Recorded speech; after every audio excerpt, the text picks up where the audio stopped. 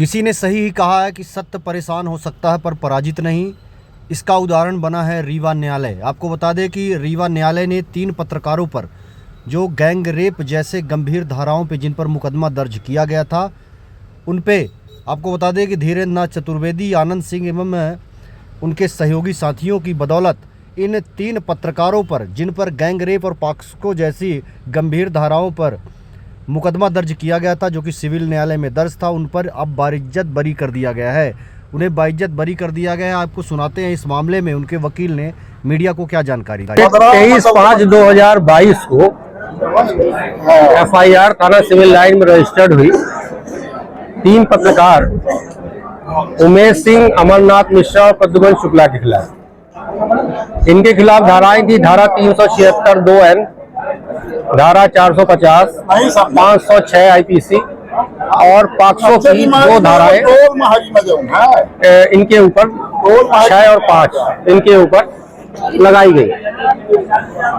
इन धाराओं के अंतर्गत 6 अभियोजन साक्षी प्रस्तुत किए गए अभियोजन के द्वारा, और बचाव में हमने 3 साक्षी प्रस्तुत की। इसमें मामला में माननीय न्यायालय के द्वारा जो भी प्रतिपरीक्षण हुआ उसका सही तरीके से परिशीलन हुआ, जिससे पूरे अभियुक्त दोषमुक्त हुए।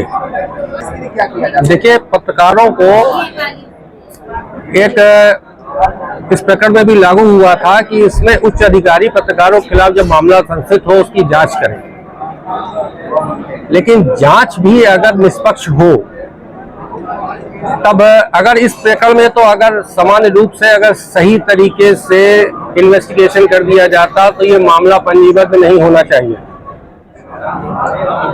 और लेकिन मामला पंजीबद्ध हुआ।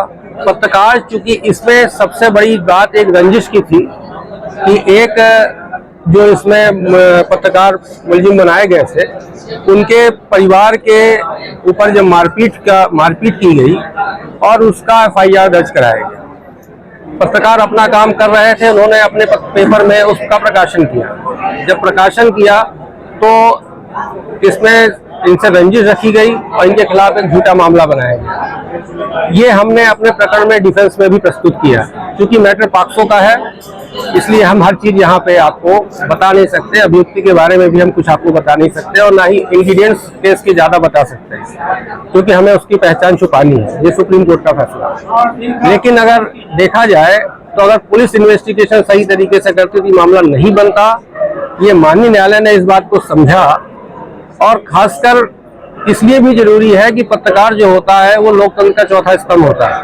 अगर वो निष्पक्ष रूप से निडर होकर अपना काम नहीं करेगा तो लोकतंत्र सुरक्षित नहीं है।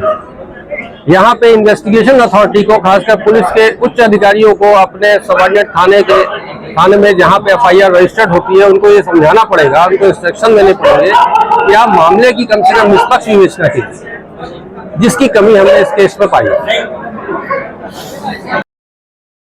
अभी मीडिया साथियों के ऊपर कुछ ऐसी धाराओं पर प्रकरण दर्ज किया गया था न्यायालय में, उनका फैसला हुआ है, क्या कहना है आपका? देखिए, ऐसा है कि पत्रकारिता 2धारी तलवार है, ये कहने की बात नहीं है। इस मुकदमे से सच जैसी बिल्कुल प्रतीक हुई है।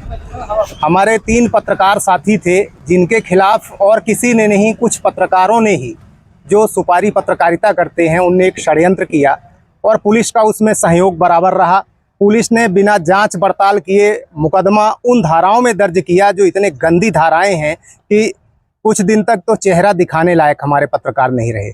हमारे एक पत्रकार साथी जेल में भी रहे हैं इस झूठे मुकदमे में। मैं अदालत के फैसले का सम्मान करता हूं, और अदालत पर पूरा हमें भरोसा था। चतुर्वेदी वकील साहब ने बहुत अच्छी पैरवी की। हमारे सभी पत्रकार साथी तीनों दोषमुक्त हुए, बधाई के पात्र हैं। लेकिन इनने जो यातनाएं झेली हैं, 2-3 साल इस पीड़ा को झेला है, ये वही जानते हैं। इनका पूरा परिवार बिखर गया, यहाँ तक कि मेरे एक पत्रकार साथी का बेटा भी एक्सपायर हो गया उसी दौरान में। बेचारे उस पीड़ा से भी नहीं उबर पाए थे और नई तरह की मुसीबत आ गई। मध्य प्रदेश मीडिया संघ की तरफ से मैं प्रदेश उपाध्यक्ष हूँ। मैं संगठन के अध्यक्ष से बात किया हूँ।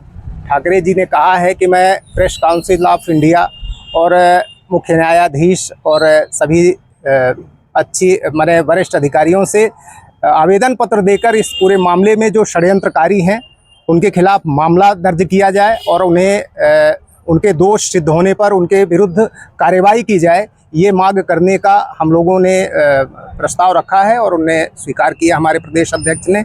बहुत जल्दी हम भोपाल जाएंगे, मुख्यमंत्री सहित और जहां भी देना है हर जगह आवेदन देंगे और कोर्ट में भी लगाएंगे कि जो इस षड्यंत्र में शामिल रहे हैं, जो फरियादियां रही हैं, हम मानते हैं कि उनको मोहरा बनाया गया था और चूँकि मामला पूरी तरह बेबुनियाद और झूठा था और उनको मोहरा बनाकर जिन लोगों ने इस तरह का षड्यंत्र घृणित किया है और किसी की ज़िंदगी बर्बाद करने की कोशिश की है, पूरी कोशिश की है और बर्बाद कर भी दिए थे, उनके खिलाफ कठोर से कठोर कार्रवाई होनी चाहिए।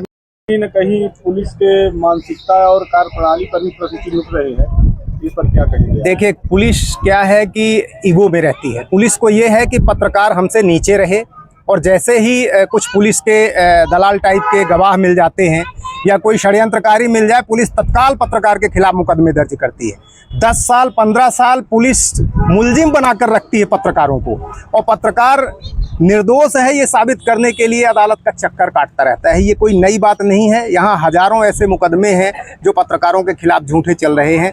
जब फैसला अदालत का आता है तब वो दोषमुक्त होते हैं, लेकिन 10-15 साल तक तो वो सफ़र करते ही हैं। यहाँ भी पुलिस ने वही किया। पुलिस ने आनन फानन में झूठे गवाहों, कूटरचित मुकदमे को दर्ज करके इन्हें आरोपी बना दिया, गिरफ्तारी भी करके जेल में ठूस दिया।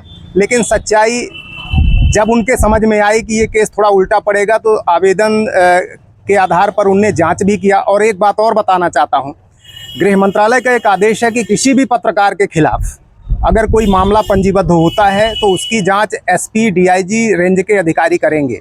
ये नियम कहीं भी मध्य प्रदेश में लागू नहीं है। हालांकि इस मामले में फिर जांच हुई और पुलिस ने ही निर्दोष बताया अपनी जांच में कि ऐसा कुछ कोई अपराध नहीं घटित हुआ था जो भी आरोप लगाया गया है और ये पत्रकार निर्दोष है। लेकिन मामला चूँकि न्यायालय में था और न्यायालय फैसला अपने टाइम पर ही करता है और अपने हिसाब से करता है।